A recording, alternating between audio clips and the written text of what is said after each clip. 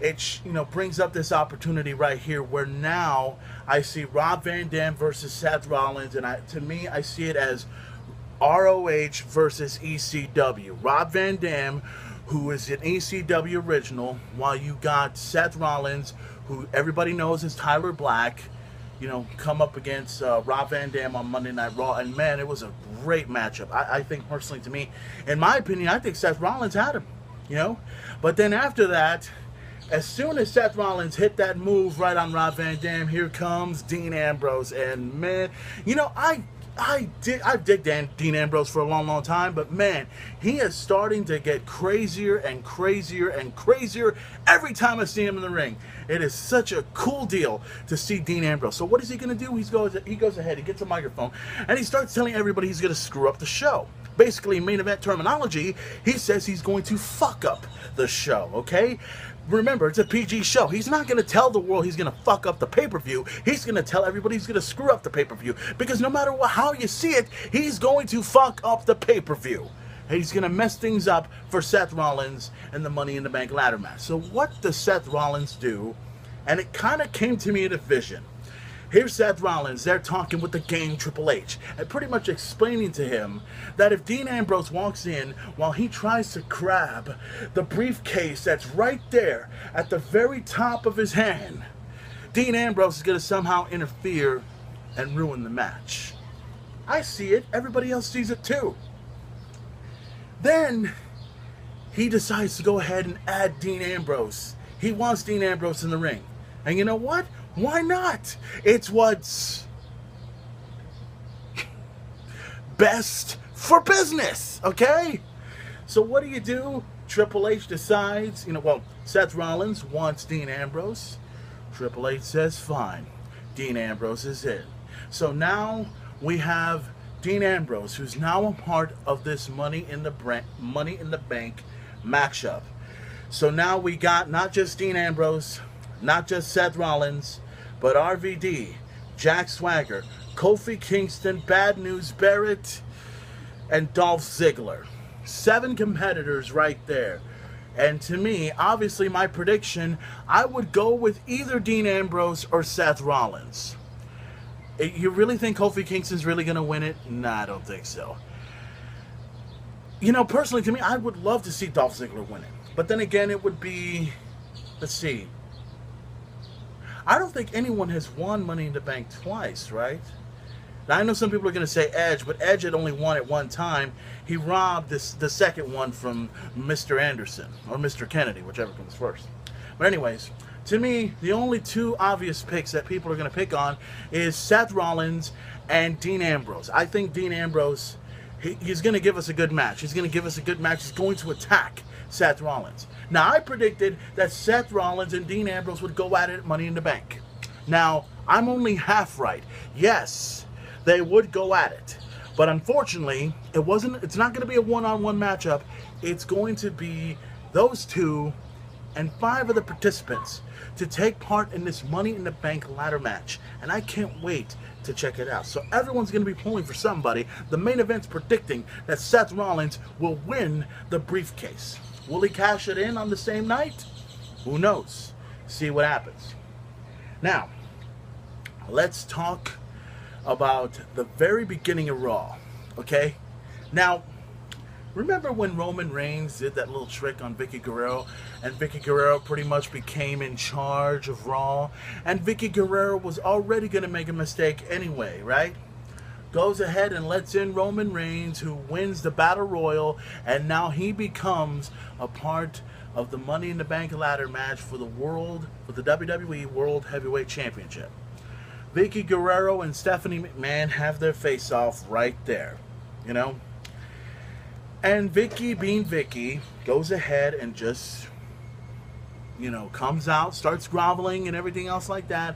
And then Stephanie starts to get a little too personal, starts bringing up Eddie Guerrero. And then that's when Vicki really came out. And, I admit that I'm not the biggest fan of Vicki Guerrero. I think every time when you hear, excuse me, every single time it annoys the living fuck out of everybody. And then for her to basically go up to Stephanie and everything else like that. I admire her for that. I really did. I only wish that Vicki Guerrero would have slapped the taste out of Stephanie. That would have been awesome to look at right there. But Stephanie McMahon obviously had a plan. Stephanie McMahon obviously, I mean, that smile on her face tells the entire story. I mean, you can't be expected for Stephanie McMahon, especially Stephanie McMahon, to go ahead and go through with this. You expect her to go ahead and do something devious. So, Vicki Guerrero comes out, and how appropriate was it for her to come out to her late husband's music? It was cool to hear it. Oh man, it made everybody miss Eddie Guerrero. Viva la raza. Orale. But anyways, Vicki Guerrero comes out, and then here comes Stephanie in the dress. She looked pretty sexy, by the way. And coming out, looking like she did, and I knew, like, the thing I said, oh, fuck. I knew straight up she's not gonna fucking wrestle Vicki. Are you out of your fucking mind? So she goes ahead and puts in this stipulation. The stipulation is, I guess it's gonna be some kind of a mud bath of some kind. Puts a pool of, I don't know if that's pudding or gravy or mud or whatever that shit is. If Stephanie gets hit with that shit, Vicki keeps her job. But if Vicki Guerrero gets thrown in, she's fired.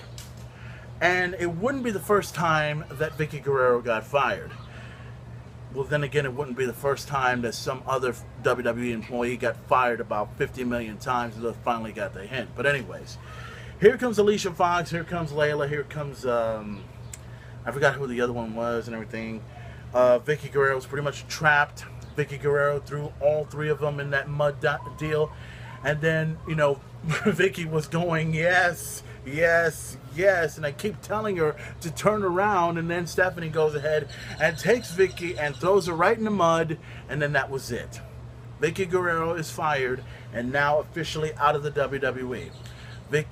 Stephanie goes ahead and starts, singing that song, na, na, na, na. Na na na na. The crowd really wasn't into it that much, but you saw that look in Vicki Guerrero's face. You saw it. I mean, she was wiping the mud off and everything else like that. And then the first thing that came to my head was, you know what? Here's the thing: you're leaving. You're done with the WWE. Go out with a fucking bang, okay? Eddie Guerrero may have passed away, but he went out with a bang and a blaze of glory. So why not, Vicki? Why not go ahead, turn around, slap Stephanie in the face, and throw her in the fucking mud? And sure enough, she didn't slap her in the face, but she did throw her in that mud pile. And oh my God, it was the funniest thing I've seen in a long, long time. But you know what? Like I said, I wasn't a fan of Vicki Guerrero. But I'm really glad she did it, and I think I speak on behalf of all the wrestling fans and to everyone that watched that particular episode of Vicki Guerrero. Hey, I don't like you.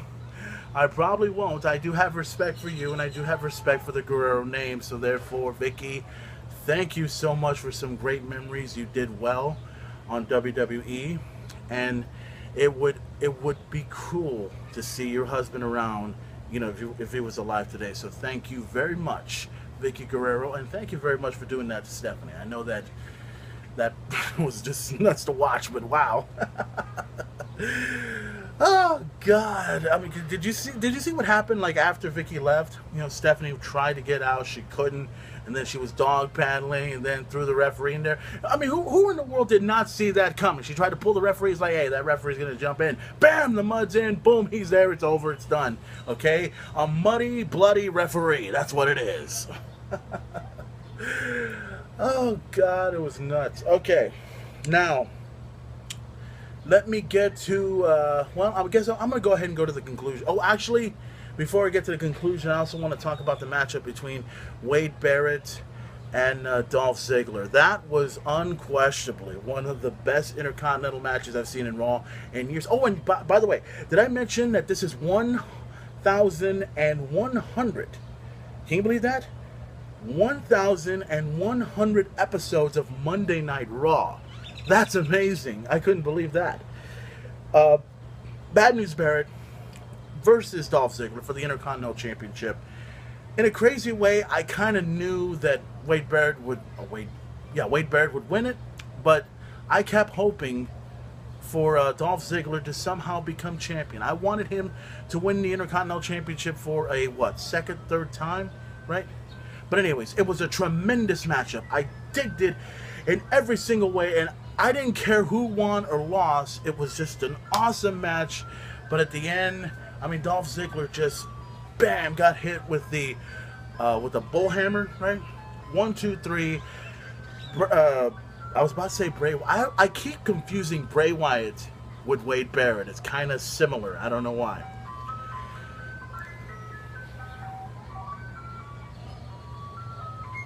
Be right back. I'm gonna get some ice cream.